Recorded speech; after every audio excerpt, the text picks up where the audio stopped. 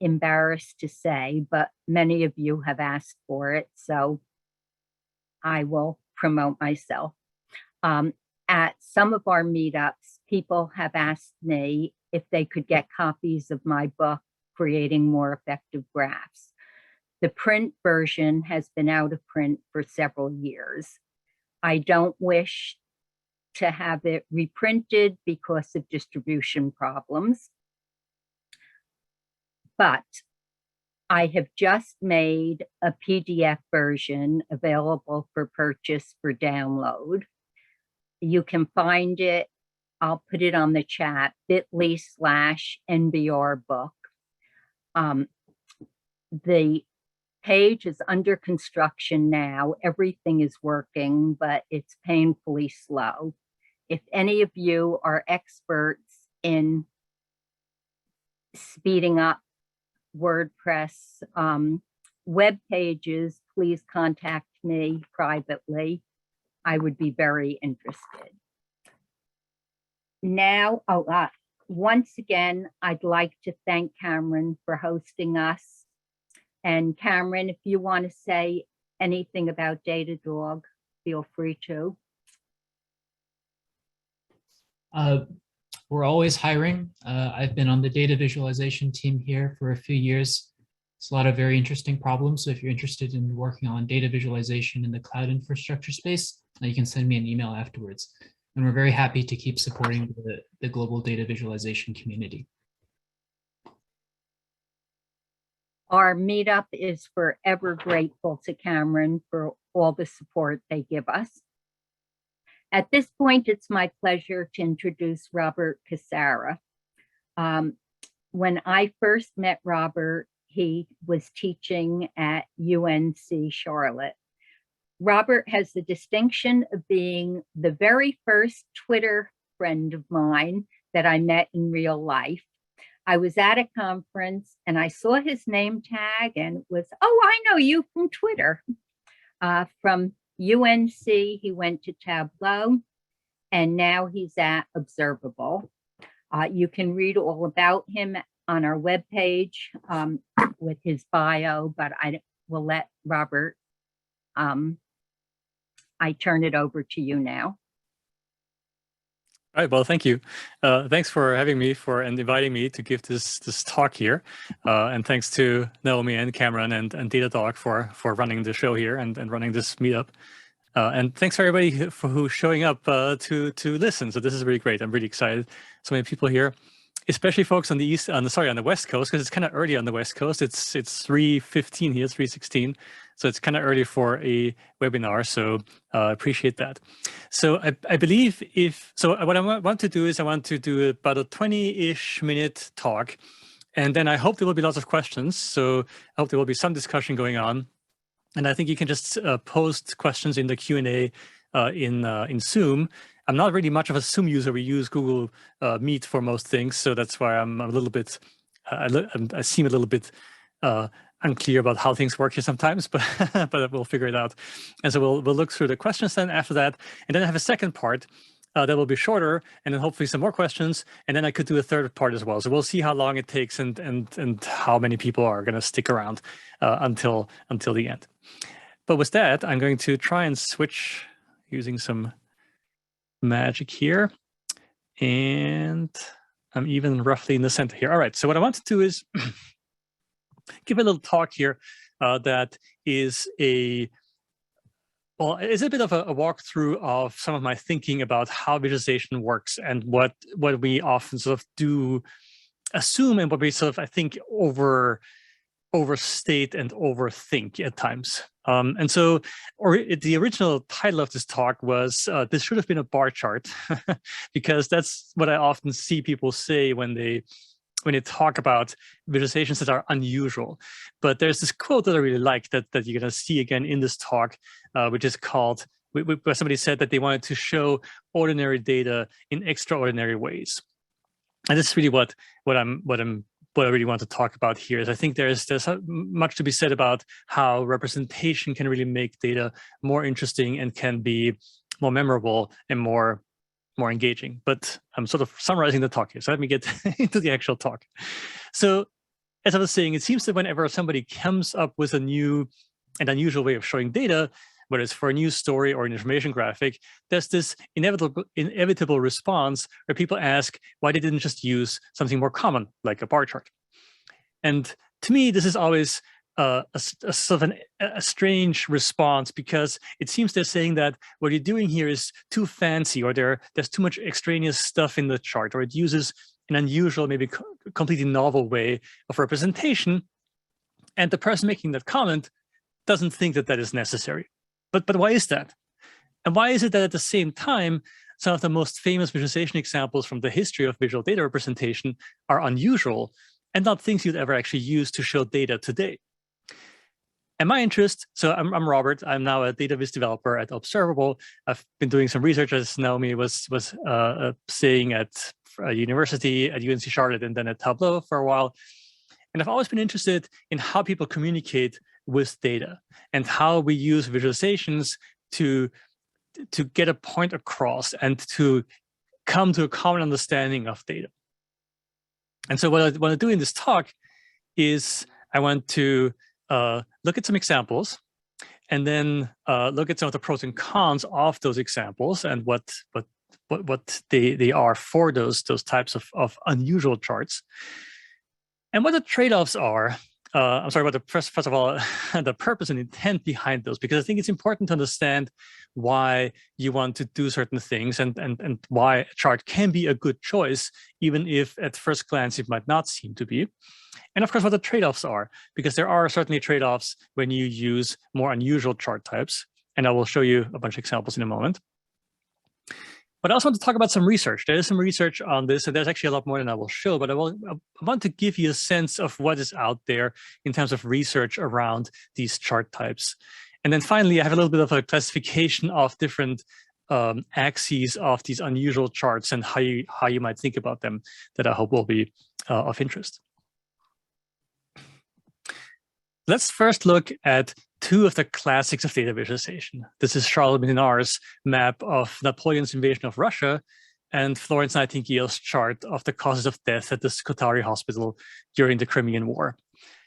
Both of these are now strangely and unfortunately quite topical in various different ways, which is kind of weird. But anyway, so these are two classics, and I'm not going to explain them because I think you've all seen them before. If not, any visualization book, any visualization talk will probably walk through them. But what I want to point out, though, is just how unusual they are. I mean, just think about this for a moment. They're really not charts that you would use and make today. And it's really interesting to me that they get mentioned so often, because they just aren't actually chart types that are common in common use or really practical for most things. They're very specific to their specific data. And also, the other thing about them is that they were not made for analysis. They were made for communication. And that's, I think, important to understand them because it informs the design decisions that went into them. Now, we don't know much about Minard, but we know quite a bit about Nightingale from her writing. And we know that she knew how to make a bar chart. But she clearly wanted to get people's attention for this chart, and she clearly did.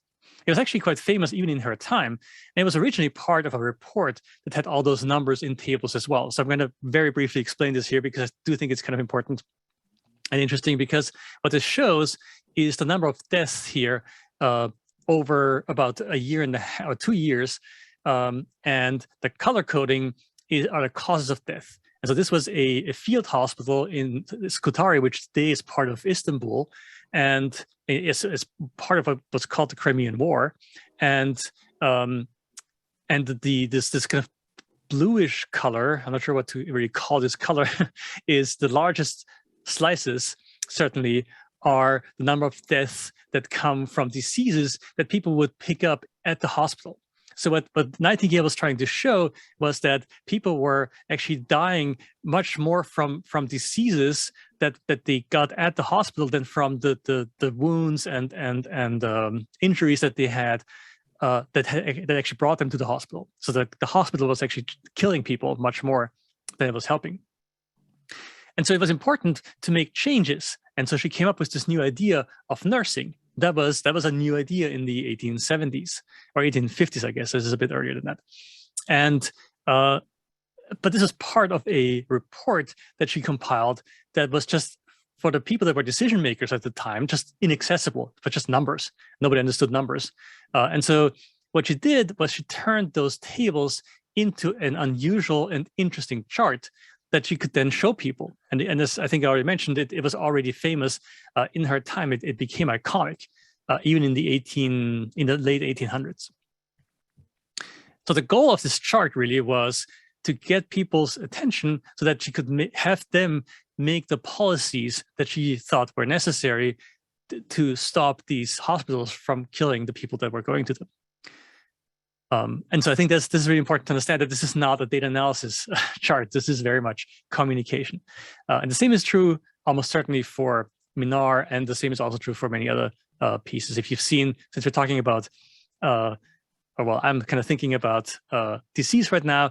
There's also John Snow's famous chart, if you've seen that, this map of the cholera cases in the 1870s in London. Same thing that was made not as analysis, but as presentation to the people who would then be able to shut down this water pump that was spreading the disease. All right, so I didn't actually want to talk about this quite as much. But what I think is important is that it's important to understand and to appreciate the intended purpose of a chart. So for example, there's this little piece here that was tweeted by the National Weather Service in Seattle last year. And it's a chart of sorts because it's showing a simple piece of information. It says that temperatures will be dropping significantly over the next few days.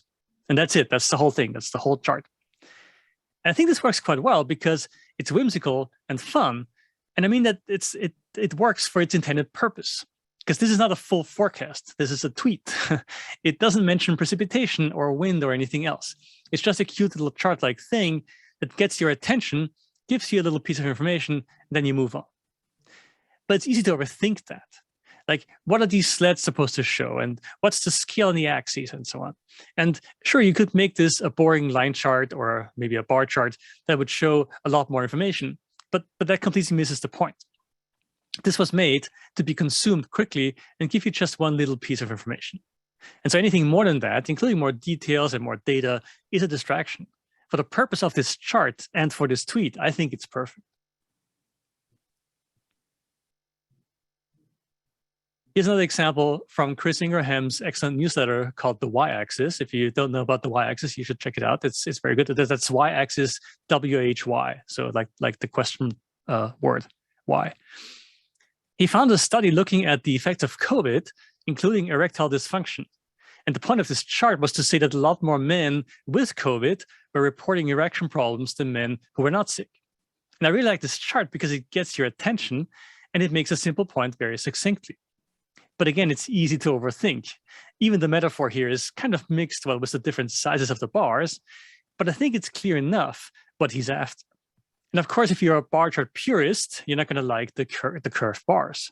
They're difficult to compare with any sort of precision, but in this case, the difference in the numbers is so large that it really doesn't matter. And even without the numbers there, I think you'd have a clear enough idea of the multiple between those two.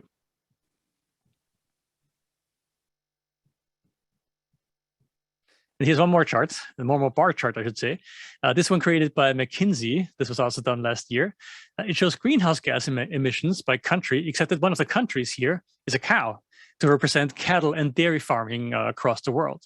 And I think it clearly gets your attention and it shows you just how huge of an impact cattle and dairy farming have. And again, it's easy to overthink and criticize. I've seen people say that since the cow is so much wider, it will be misread as showing a larger number than it really does.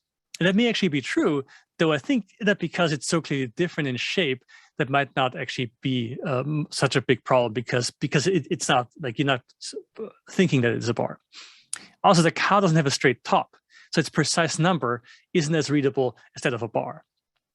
I've actually done some research on this, and we found that bars with tops that are rounded or spiky are slightly underestimated. But the question is, does it matter in this case? Because we're seeing that it's roughly on par with the US. That seems like the key piece of information here. And of course, these are 3D bars, which can be bad. So I could make this a 2D bar chart, like I'm doing right now, but then it would just look like every other bar chart, and nobody would be paying attention. Like, no, I would never have shown this example in a talk. Nobody would ever have retweeted this tweet like a million times. I'm sure you've seen this chart before because it's been all over Twitter. And you certainly would see some more information. Like, you would see this minuscule difference between the cows and the US. But these are estimates anyway, so I doubt that this is actually a meaningful difference. And 3D bars really aren't as big of a problem as many people like to believe, especially when they look like this.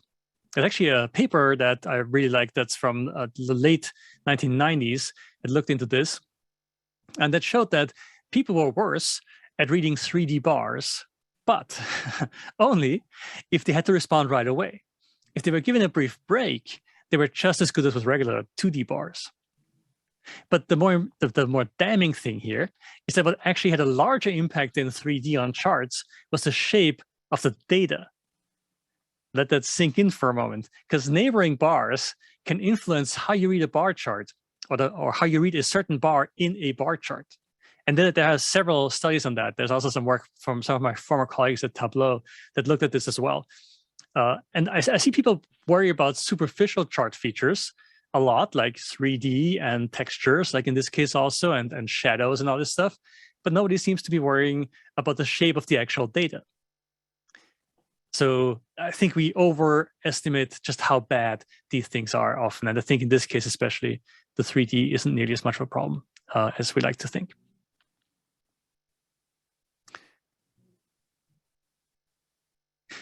Now, you might think that bespoke charts are for cute information graphics or maybe news pieces where you have to get people's attention. The more serious people who analyze data all day surely don't care about these kinds of charts, right? But that is not the case. Analysts aren't always analyzing. They also have to present their findings to other people, like decision makers, that they need to work with and with their peers and so on.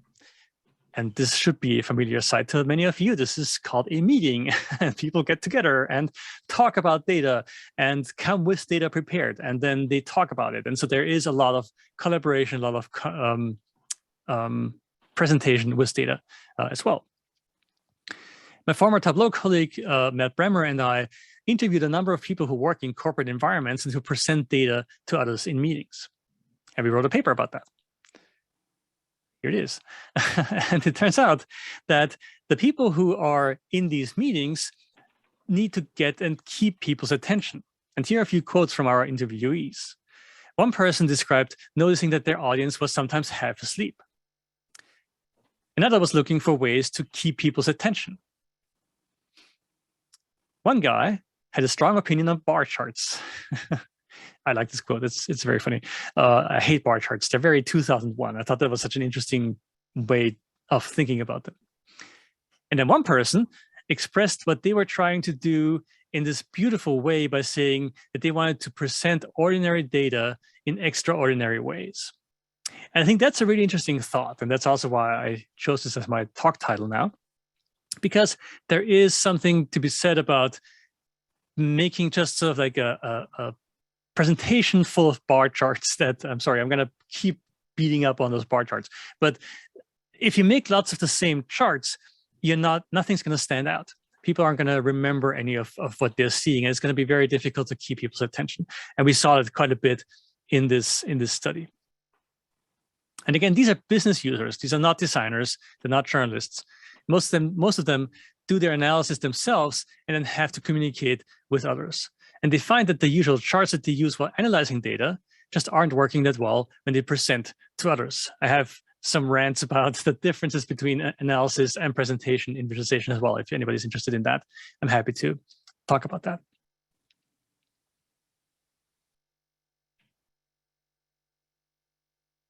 So far, I've talked mostly about how these unusual charts draw people's attention and how they get a simple point across. And it might sound like I'm saying that they are shallow, but that's not the case.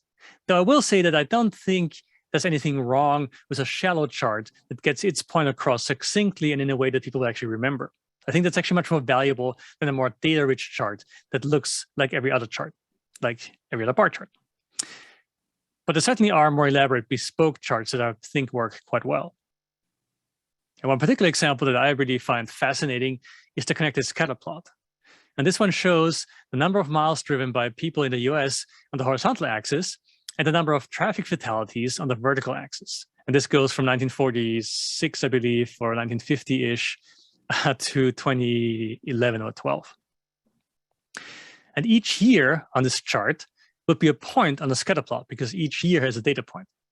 And its coordinates are determined by the miles driven and the car fatalities during that year.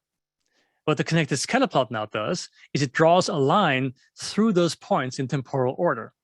And that sounds simple, but it transforms what would be a rather boring cloud of points into a much more interesting shape. And you can now see times when interesting things happened, like when major laws were passed, so the line stopped going up and eventually started to drop. You can also see loops. And these are unusual because they're not possible in a line chart where the time is on the horizontal axis. But here, time goes along the line, and both values can go up or down at the same time or offset from each other until you end up with a loop. And the whole thing just makes a beautiful full-page layout. This is Hannah Fairfield in the New York Times in like 2012, I think. And there's a lot more to be said about this technique, and I did a study with it I did a study on it with Steve Franconeri and Steve Harose a few years ago. But what I find fascinating is that in addition to having all these interesting features, it's actually a very fickle technique. And most of the time, it actually doesn't work. And I think that's great. I think it's really interesting to think about like chart types that just don't work all the time. And in fact, I've never actually been able to use it for my own data. I just end up with a big hairball. And if you've ever tried that, because it's actually pretty easy to do this particular example here is in Tableau, but it's very easy to make this kind of chart in lots of other software. It's an unusual chart because most of the time it's not going to work or it's going to look horrible. But when it works, it's amazing. And it works really well also for annotation and other things like that, and can be very memorable. This particular shape, there are a few others that are kind of famous. And it's not often that you don't see it very often in sort of in the wild, but I think that makes it interesting and sort of special. There's also a simpler version of this, which is this kind of chart here, which shows GDP and emissions data for a number of countries for 2 different years. Now, in this case, there are only 2 points for each country, but they are connected. So this is technically a connected scatter plot. So we have 1 point for 2010, 1 point for 2019 for each country. So 2 points each country, and then the line between them connects them. And this won't have any loops in it, of course, because there's only ever a straight line, but it does have one interesting feature of the connected scatter plot, which is the direction and the slope of the line. And I'll come back to the slopes of lines later in the second part of this, but I think it's really interesting to think about what this does beyond the scatter plot, because the scatter plot would just be points. But here now we're looking at these connecting lines that give us a very different sort of quality of this chart. And we found in the study actually that people are very good at that. Also, I mentioned the other part here is certainly the distance too. So the distance between the 2 points tells you the amount of change because the time step is the same for all of them. So this gives you a sort of idea of how fast things are changing. And of course, the direction, are they going up, are they going down, which part is going up, which part is going down. But so in our study, we found that people were actually surprisingly good at reading and understanding what those different directions meant.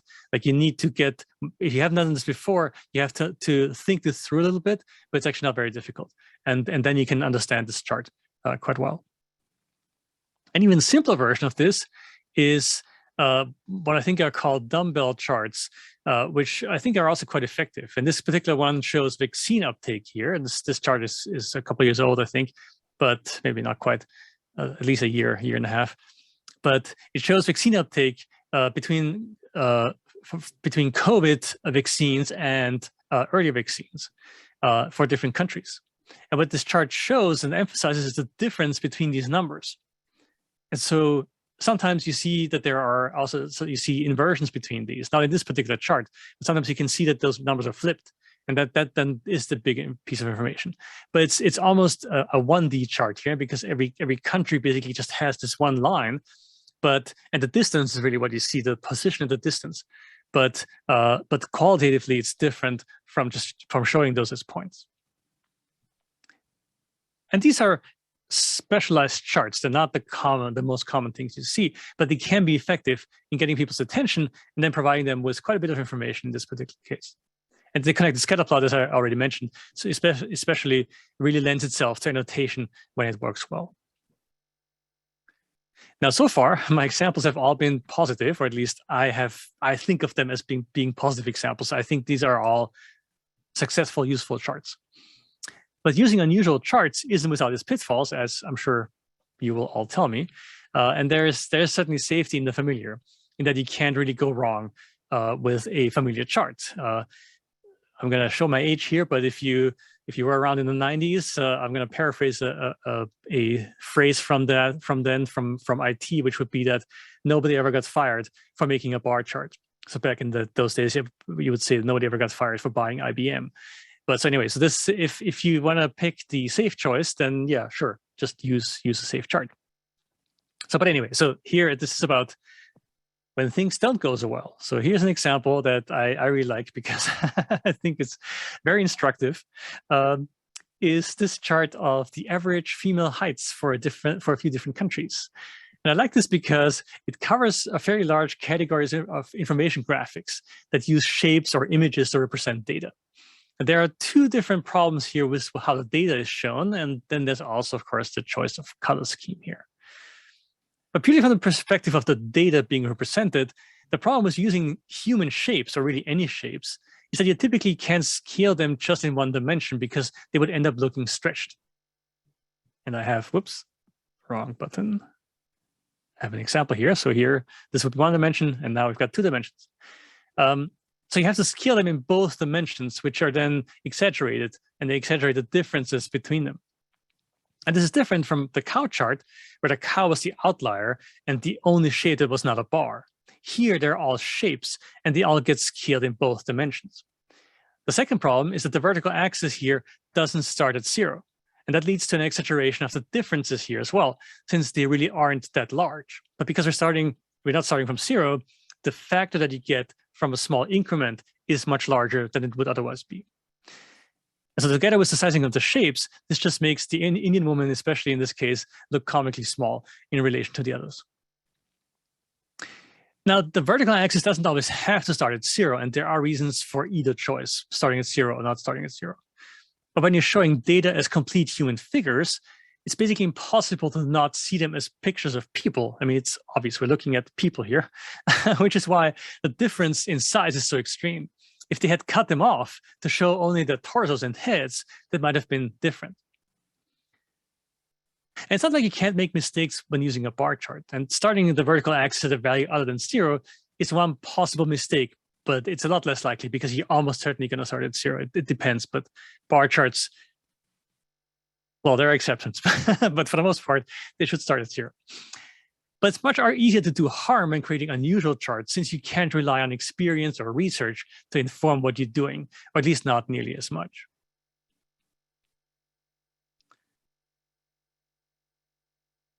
So I like to think of the charts that I'm talking about here in terms of two different properties.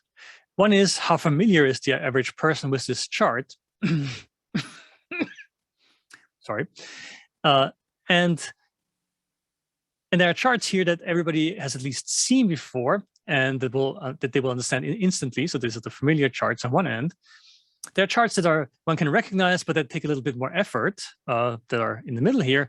And then there are the ones that are entirely novel that nobody has ever seen before. These are the unfamiliar charts.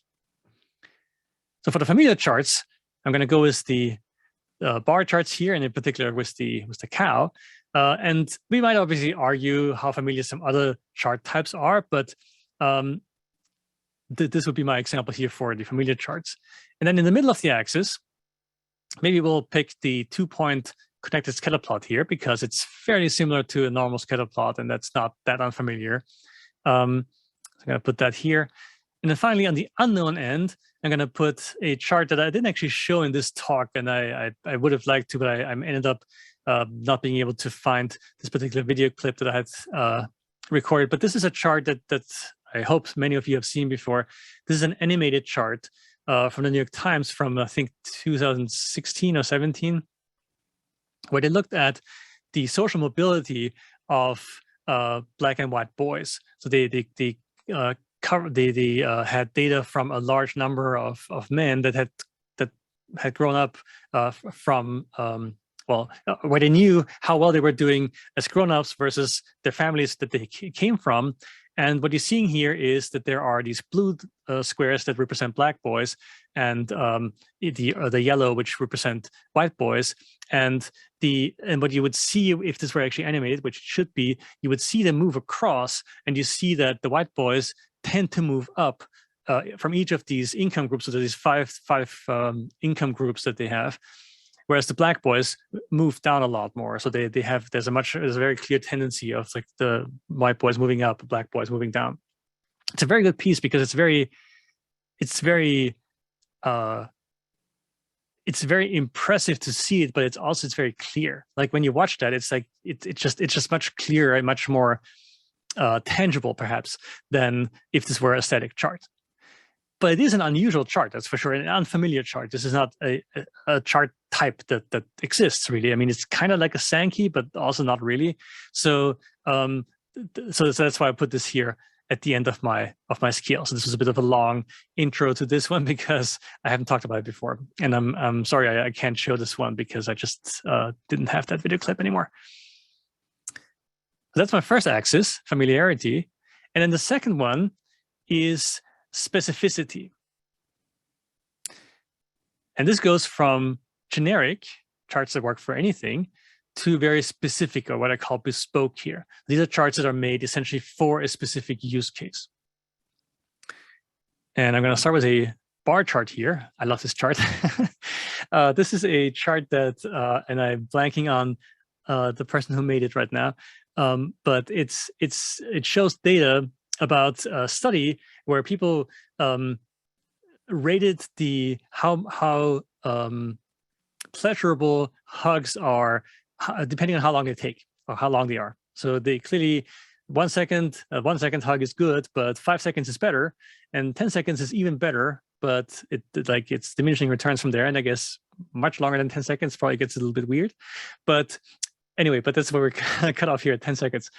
But I just love the way this was drawn here, because it's very clear what this is about, and it's very sort of like you can basically feel what this is about.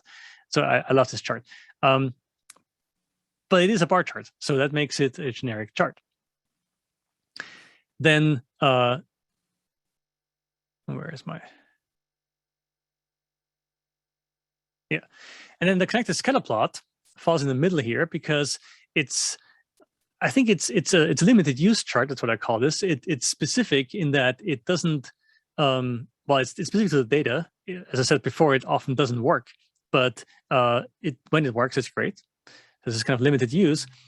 And then there's the bespoke category. And bespoke is, again, something we can argue about, but I think that this is a very bespoke chart. This is very much about one thing. You can use this in this metaphor for temperature, but it's not a chart that you're ever going to use again for anything else.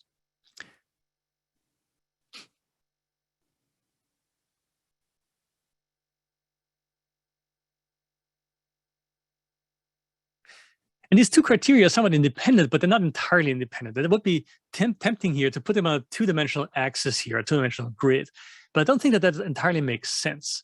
A chart can be familiar and bespoke, like this bar chart here, that I already mentioned. This the hugging bar chart is clearly very familiar, but it's also unusual. So I'm not sure. Maybe it should go somewhere on the other end of this too, perhaps. But and it's just a great chart. And the connected scatter plot often sort of falls into the middle of these, and then the temperature slide is clearly bespoke, but I'm not sure how familiar it is. So it's hard to sort of understand where it does go necessarily. So these axes are debatable, but I think they're useful as a way of starting sort of thinking about them.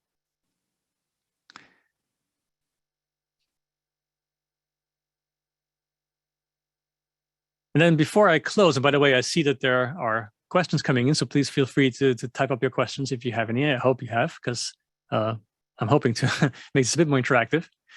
But I want to bring up one more topic here that I think is important, but has largely been beaten out of the discussion of charts and visualization. And that is fun. Because having some fun with a chart goes a long way to getting people's attention and standing a chance of being remembered. But anything that would add fun to a chart is largely looked down on, whether it's a cow in a bar chart, or a sled sliding down your temperature chart, or a pie chart showing data about pies. This is from the from the Seattle Times, by the way. I should have said I'm hi from Seattle, by the way. That's why there's this connection here with the Seattle Times. And we seem to think that if something is fun, it can't also be serious, or we feel that we need to strip every chart down to its bare foundations and that way naturally get rid of all of the fun bits as well. But making something fun doesn't have to mean making it silly, and fun can help get people's attention and be more sticky. You'll remember something fun much more than something that's boring and austere. And here again is the danger of overthinking, right? Because a joke isn't funny when you have to analyze and explain it. And that's, I think, how much of the fun is lost in visualization, because defending the whimsy and the fun when somebody questions your design choices is pretty difficult. Another reason for the lack of fun is tool support, because it's easy to write software and to find software that draws plain charts, like bar charts and line charts and all these things, including connected scatter plots. And it can also make recommendations for generic charts that based on your data. But you'll be hard pressed to find a program that will recommend that you put a cow in your chart, or bend the bars, or put pie textures on your pie chart. But software bestows what it can do with a certain authority. So it's easy to think that because you can't easily break out of the typical chart types and decorate your charts, you're not supposed to ever do that. So there's a bit of I feel there's a bit of a chicken and egg problem, is that we feel that because software, of course, is informed by research and by people sort of thinking about charts, and then that informs people's actual practice. And I think that we tend to err on the side of serious and austere, perhaps. So maybe everything should be a bar chart. Maybe bar chart isn't so much a particular chart type as a state of mind. I wonder if it's all a balancing act requiring cleverness, harm avoidance, aptness, respect for its audience, and I don't know, Twitter compatibility? Bar chart. This is the dad joke part of the talk. But to come back to my favorite quote from the study, not this one, this one, I do think that we should strive to present ordinary data in extraordinary ways. And I've created a little companion website for this, because this was my talk from the Outlier conference, and this is why you see that you're all there. There you can find references to all the things that I talked about here on that page that has links to papers and examples, and also people's names, so that, because I'm pretty bad with names, those are included there.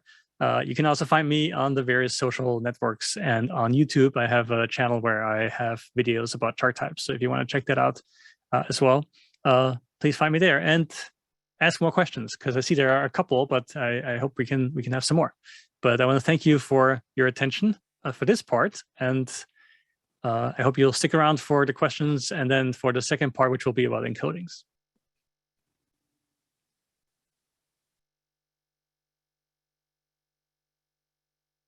I'm going to just switch over here, and should I just go ahead and start reading questions? Yes, why don't you read questions? And I have a question for you. Sure. Not really a question, but a sort of sarcastic comment. People, as you say, get bored at meetings. Meetings are boring, they fall asleep.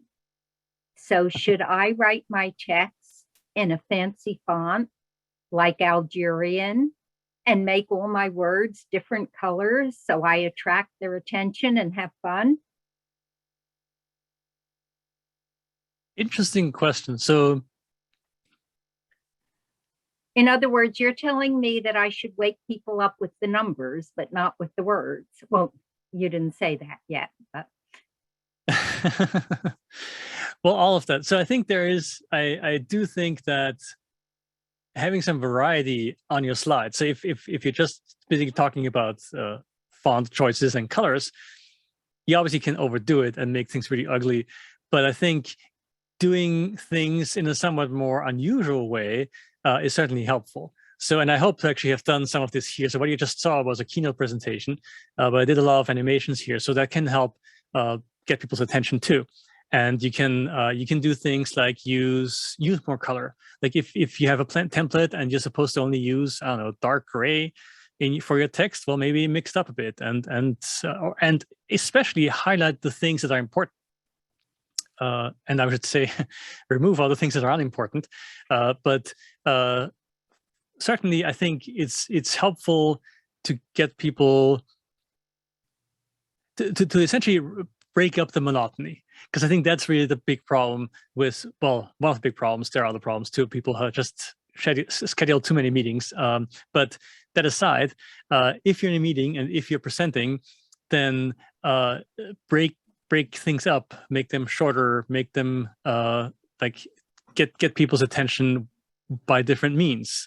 And that doesn't necessarily have to mean that you're like have to be silly or anything, or like just like do it sort of for the sake of doing something unusual. But getting people's attention, I think, is very helpful, because the points you're making are going to stick much more than if you have 50 slides that all look the same, that all follow your template, but that all look the same. And so how am I going to remember slide number 35 after 50 slides?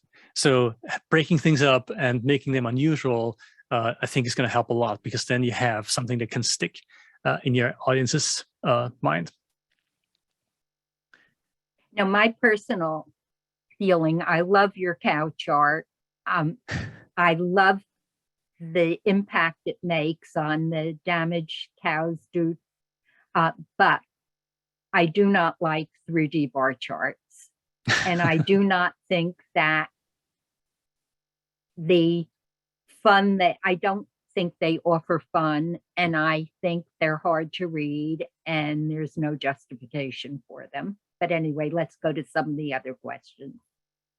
Sure. And I'm going to say there's also taste here. I mean, this is not just, there's some of this that there certainly is research and whatever, but there's also just like, what are your own preferences, and what do you think is a good thing to do? And that may or may not mesh with what the research is saying, and that's perfectly fine. I mean, that's why we have human judgment. We're not just machines that follow rules that somebody lays out. Luckily. All right, so I'll just go and do I have to click this answer live button here? Okay. So first question, Christopher, in regards to the average female height by country, if the presenter wants to put an emphasis on the outliers like Latvia, South Africa, and India, wouldn't you say that the presenter did a very fine job? Yeah, so those were the shortest figures. So the problem with this particular chart is that it was presented without any kind of context. Like, it's the actual source for that chart is a tweet, and that doesn't. Oh, John Schwab is here, and he's got something to say. So I would agree with John. The sexist part, I think, also has to do with the color scheme. Let me go back to this. It's going to take a moment for me to find, but we don't know what they were trying to do. All right, switch. There you go. So there is our chart. There is no strong. It just doesn't look intentional. I don't believe that this was done on purpose. I believe that it just doesn't look like it, because there's no indication here. Because when you look at the colors, even just what's different, like which of these colors are different, there's nothing here that tells me that the person making this chart really did that on purpose, because the colors just seem random. Like, why are there only 3 colors? It just doesn't make sense. And again,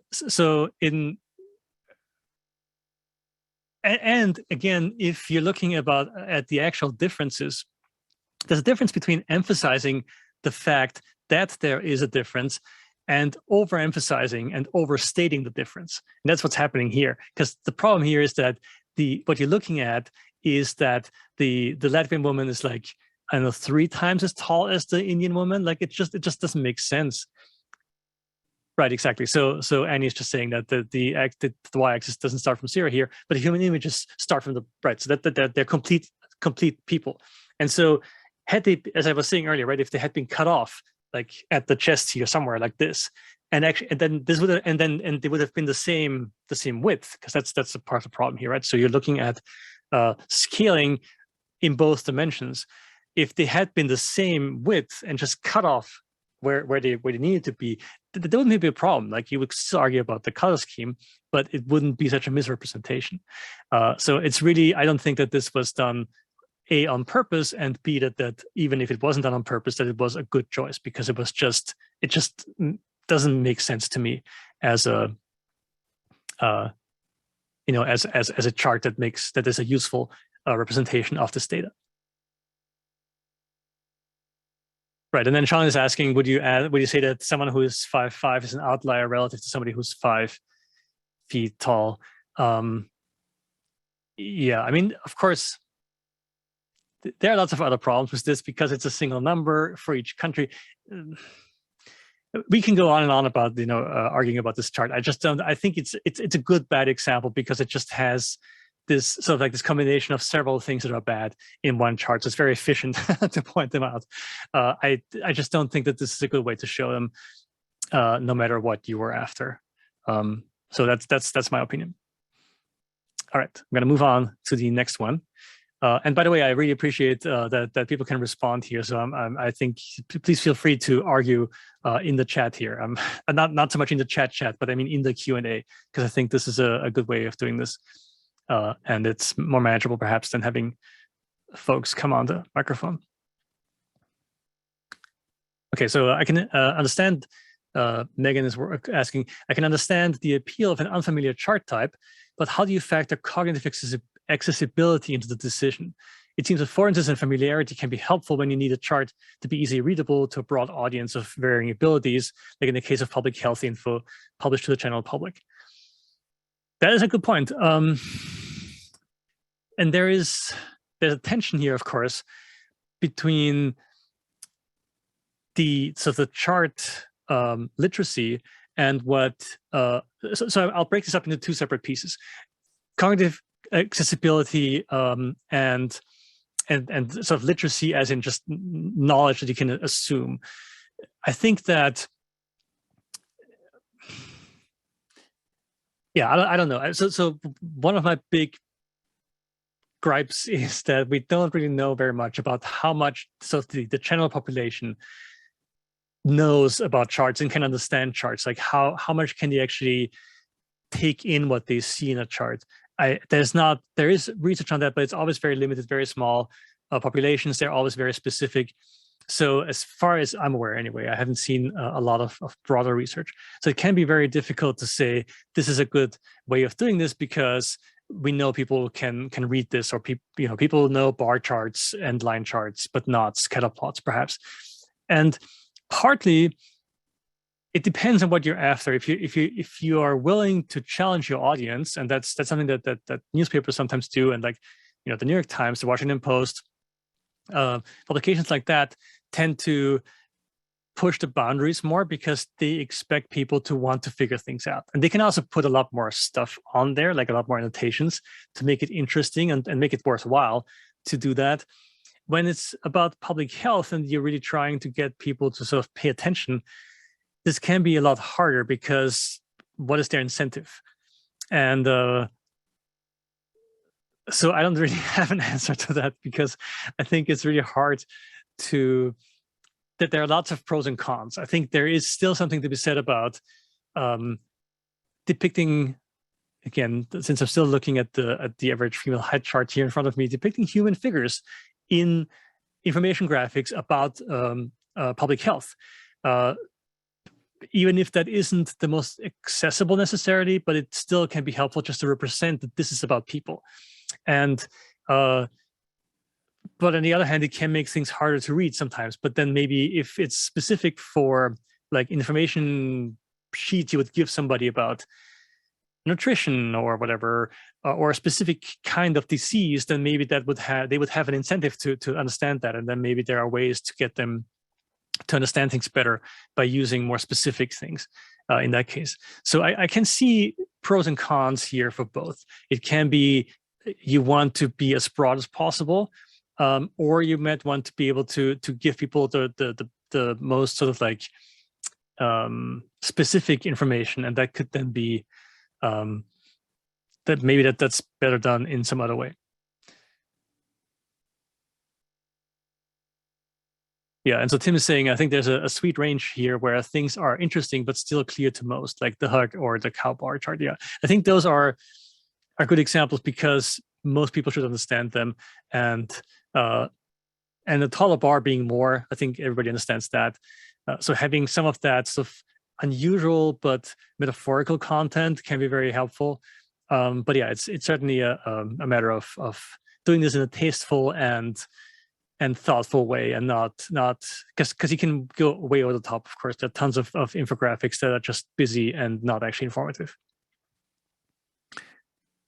Yes, and so Tim is also saying there's sometimes too much timidity about including some measure of learning, which is exactly what I was trying to get at earlier, is to say, well, if you have like a full page layout on a newspaper, I mean, of course, if you're doing this on paper, this tends to be easier because there's just a lot more space, but you can then do things where you can tell people things and just sort of like lead them into this thing. Okay, somebody just asked about the y-axis. So I just saw the comment here on the chat. So it's the y-axis as in WHY, the y-axis, but it's not just the letter Y, it's WHY. Like, why is it the y-axis and not the other y-axis? Okay, I'm gonna just keep going here with through the, thanks, yes. Kari asks, are there diminishing returns in developing unique graphics with the amount of time it takes someone to understand it? What are the risks of doing something out of the norm? What are the benefits? So I think that is a good question. And I think I'm actually glad that there are people who can do that. So like the cow chart, this was done by McKinsey. I don't actually know exactly like what part of McKinsey is doing this stuff, but they're doing some really interesting work. Like I've seen some really good stuff just today. I saw some tweets that looked really interesting. I haven't actually really spent much time with those charts, but they certainly looked pretty cool. I think it's important for people to push the boundaries and try new things. But of course, it's a lot more effort. Like the amount of work that goes into those is significant. And I do think that it's important to do that because I feel like we often tend to to kind of assume that we're done. Like we've got bar charts, we've got line charts, we've got scatter plots, but there's a lot more to be explored. And I think these examples, most of my examples were actually quite recent. They were from last year, pretty much all of them, I think. So it's really interesting to see just the variety of stuff that people make. And so I think that's really interesting that there's just so much happening in this space. But there certainly are risks, yeah, for sure. I mean, if you're unusual and some people just respond really badly to that. Like somebody might be looking at that hugging bar chart and say, oh, this is stupid. Like, why isn't this just a normal bar chart? But I also feel like that there's, you're not going to reach your chart purists that way, perhaps. But a lot of other people are probably going to appreciate that and again, remember that kind of chart much more than they would just another bar chart. And the benefits, I think, are that they're going to stick much more. By stick, I mean you're going to remember them. Like again, I hope you're going to remember a few things from this talk, but you will probably remember the cow chart if you haven't seen it before. You're probably going to remember the hugging bar chart. You might remember the pie chart. But these are the things that are going to stick more than any of the boring like standard bar charts. And I know I keep saying boring. I'm being biased here, but a lot of charts look the same, and so sticking out is helpful to get attention and to then also be remembered. All right, thank you, Praveen, for thanking me.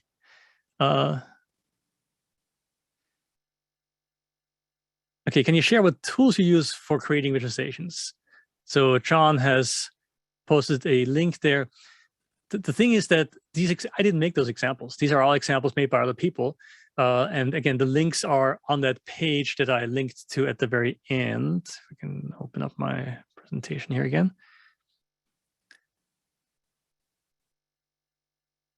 I make a lot of things for my, let me just do this here and then.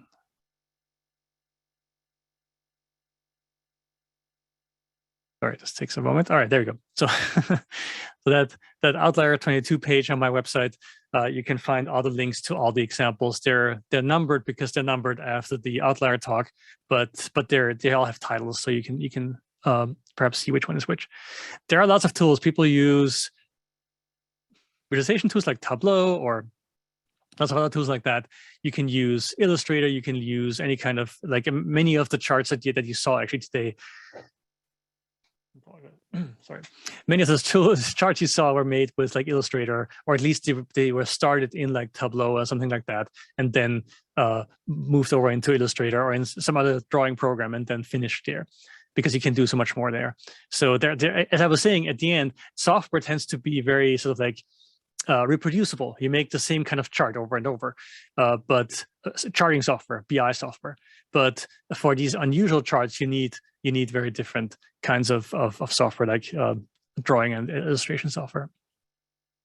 Yeah, John has a great roundup. There are several more. Andy Kirk has a list of tools that might be a bit out of date. I'm not sure, and there are others that that you can look at for just data viz tools in general. All righty, Andrew, what do you think is the difference between a visualization for analysis and one for communication? Yes, so I could talk about this at some length, but to be brief, I think it's important that a lot of, so when I think I hit the wrong button, but whatever. So I think the question was clear enough. It's what's the difference between presentation and analysis? And so for analysis, a lot of what I just said doesn't apply.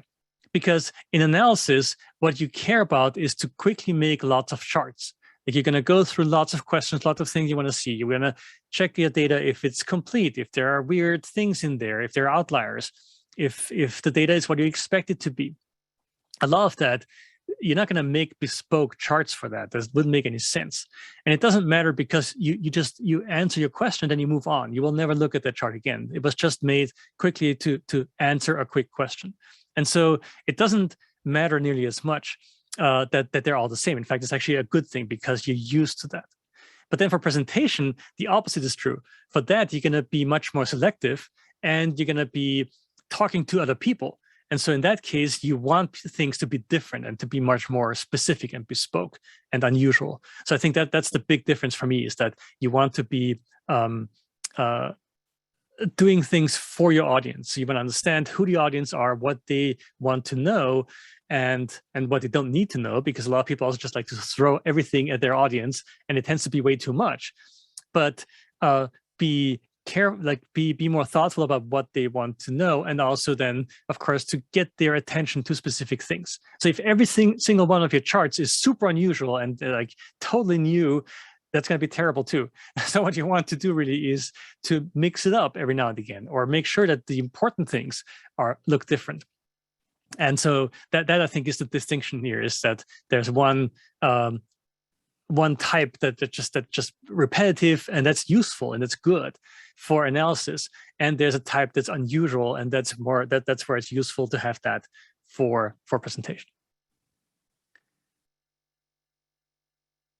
Okay, and then Kelly is asking, do you have any recommendations on tools to use or incorporate to create less traditional charts? Yeah, so that there are a few out there, and that would be, maybe John has some on his list, but there are, for example, isotype is a chart type that I like a lot, and there are a few tools out there that make isotype charts. You can make them in Tableau as well, for example, and in other tools, but it's much more tedious. I think Data Wrapper does isotypes pretty well. Data Wrapper has some cool tools as well that let you make charts that are not super unusual, but that are a bit less, like that are a bit different from most of the things that you would get. So that's Data Wrapper. if you really want to get into like unusual charts, you're going to have to go into some kind of drawing program at some point. I'm going to make a quick give a quick shout out here to a tool that I really love, but it's not going to be a very commonly useful one. For my videos, I use a tool called Cavalry, which is a motion design program, and I also use that to draw charts because it just clicks with the way I think. Like it's essentially it's very procedural, and it lets you do things where you can move things around, and you can basically almost program animations and all kinds of crazy things. And it also can pull in data. You can connect it to Google Sheets and other data sources, and that lets you make unusual things because you can just have shapes bounce around and make unusual shapes connected to the data. But that's not going to be very helpful for most people probably, unless you're used to thinking in motion graphics. You're not going to be able to do that. But there are lots of things you could use. You could also just hand draw your data if you want to. Okay, this maybe went a little bit far. But anyway, so John, to Naomi's point about meeting specifically, if people are fading out or not paying attention in a meeting, isn't that mostly a problem of content? Yeah, we just need to make our meetings shorter. Yes, I agree. And we need to make our meetings fewer because I think there are just too many in many places. So I think that's an important point. So there's clearly. So let me just tell you a very quick story. So one person we talked to, I'll give you one example. There are a whole bunch of them that would be similar here. One person we talked to is working in a company that does consulting and like modeling for retail customers. So if you want to build a new store somewhere, like a Walmart, I'm not sure if Walmart, whatever. You build a new Walmart somewhere, where are you going to put it? And so there's a lot of data about, people movements and other stores and income levels around different areas, whatever. And so they do a lot of work around that to basically figure out where should this store go. And actually, they're talking mostly about small stores or whatever. And so what this person does that we talked to is that she takes in the information from their customers, from their clients, and starts to understand what they've given her. And she just sort of like takes the first few steps there to say, well, this is what I've learned. And she does this very quickly. And then she goes to her team and says, okay, so this is our new client. Here's what they're trying to do. Here's the data we have.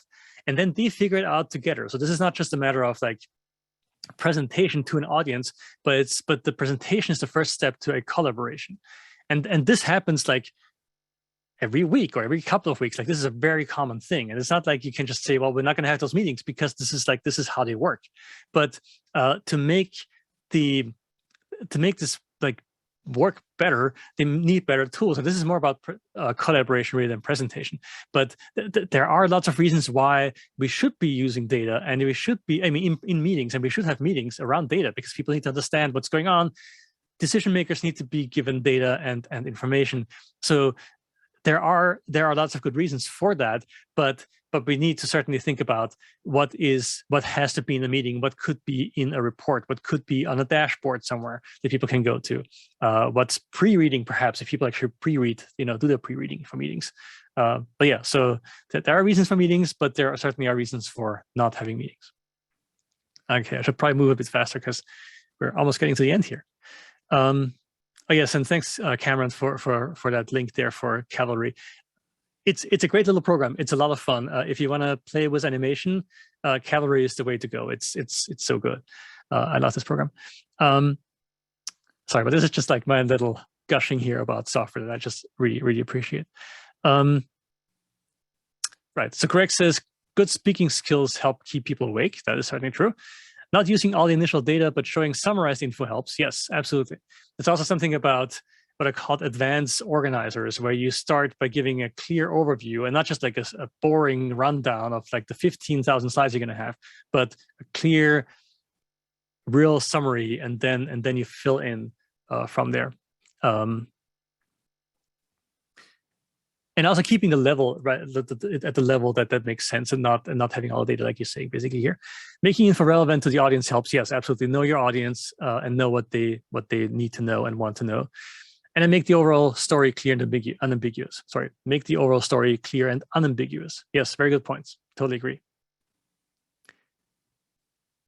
Ray says, how much should the chart creator understand his audience before presenting it? The charts you show are useful for specific audiences design. We design with intent.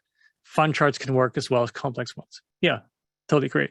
So I think it's really important to understand who your audience is. And sometimes, or very often probably, you want to keep the fun sort of like, under control. If you're like, everything's fun, it's going to be terrible. So, so knowing your audience and knowing the level that you're presenting at, and then also maybe going a little bit outside of the usual is probably going to be helpful. But yeah, absolutely, understand your audience is important. Okay, so there's a story here from Richard about Edward Tufte in his presentation showing and adding stuff to a chart and then getting outrageous about it. Yeah, I mean, I've seen some really good examples of this where people just basically added so much stuff to a visualization or to a dashboard and then essentially show you how to take it all off again. And those can be very instructive because it can be useful to just see how much you can take away from what you're seeing. So that's it's a good example. Anonymous, thanks so much for the presentation. I've come across some beautiful viz that were created based on a very biased data. Do you have any recommendations or advice on assessing data source quality before creating a visualization? Would be a good idea to mention limitation of the data in the viz. Yes, totally. I guess it all depends on the goal of why you're creating a certain viz. Yes, totally good point. So first of all, you should always mention your source or cite your source, and you should know or have a sense of how good that data is, and maybe also in how trustworthy it is. Like, do you trust that this information is actually correct, or do you believe that there are biases in it? Especially if they're actually, it's not just like unreliable, but also maybe even biased data. And you should definitely tell people about that, and maybe even, why are you visualizing this if you don't trust it? So you should definitely be careful with that, because people tend to take visualizations as being sort of more real than the pure numbers. Yeah, and you can add disclaimers, like Richard is saying, disclaimers, notes, goals, and so on.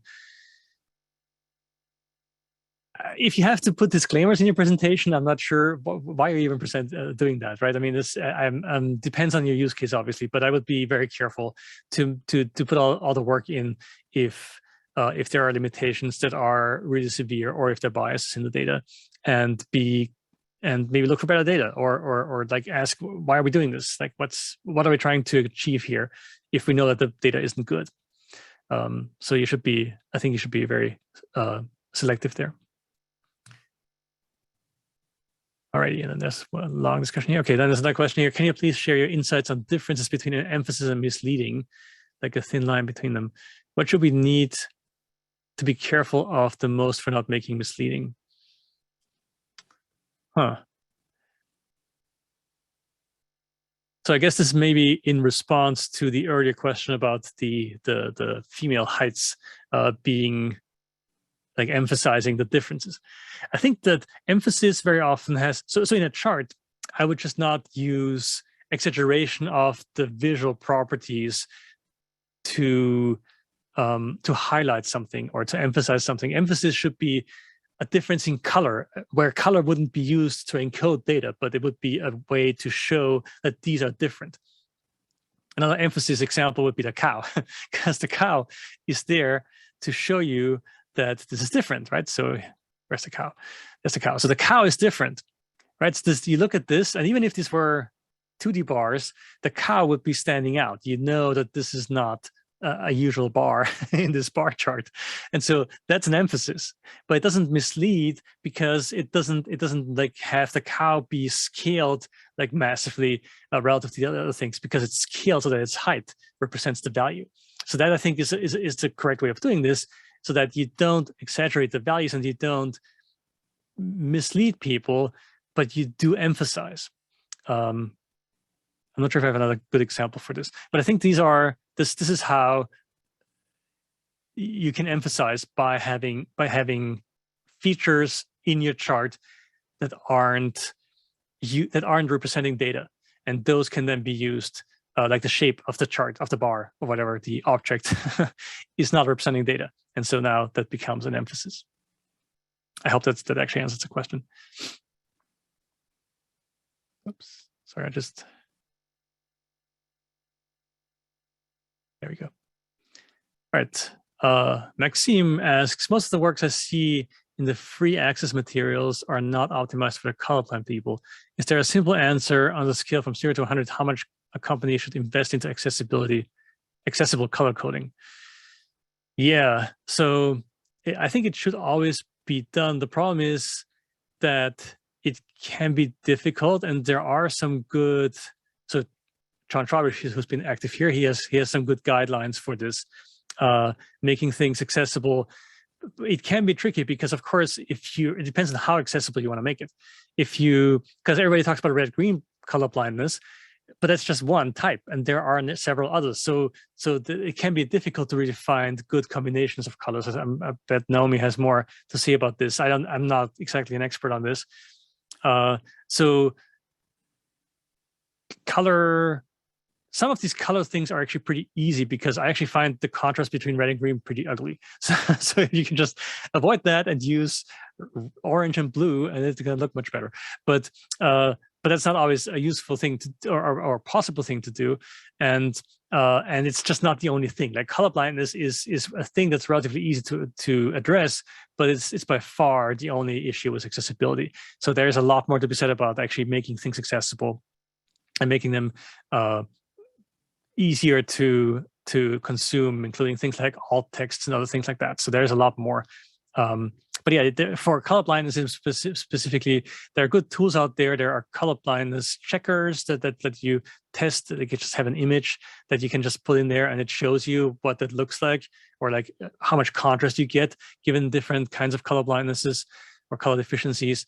And yeah, as folks are pointing out here, you could also do things like just print it out. You don't have to print. You can also just put it in any kind of image manipulation program and just switch it over to grayscale. You're going to see whether you're getting enough contrast in just the grayscale versus color. And yeah, pure color contrast is also pretty ugly. So you want to make sure to get that done as well. And yes, and then right. And so I think Megan is just saying that you want to make it accessible by double encoding. So you're not just using the color or the hue of the color, but certainly also the brightness level or the value, I guess. But also other things like color should probably in most cases be redundant with something else. Unless it's a heat map, then it can be difficult. But again, don't use red-green on heat maps because it's awful, and not just because of color blindness. It just looks terrible. So heat maps can also be done much better than that. All right. Now that's a question. What types of charts work better on phones? That is a good question. I think there's so Matt Bremer, my former colleague who I did this study with also about meetings, he has a paper on that I can't easily pull the link up for, but he did some work on charts on small displays, on mobile displays, and there must be some more in like the Chi literature or visualization and Chi being CHI, that's the Chi conference. But I think he actually found that people work like what they really liked were round charts on phones because they're small, and so pie charts work pretty well, and circular bar charts, I believe, too. So yeah, and we have not figured out how to do data viz well on small devices. I just made a video, actually, if you want to check out my video, my YouTube channel, on circular bar charts. And I think the Apple Watch does a really good job with the circular bars for your activity level, and they're round, but they are part to hold chart. So they basically work as, because you're supposed to close the rings, right? And so they're part to hold. The part is how far are you from closing your ring? And that's a good choice, I think, for a small display like a watch.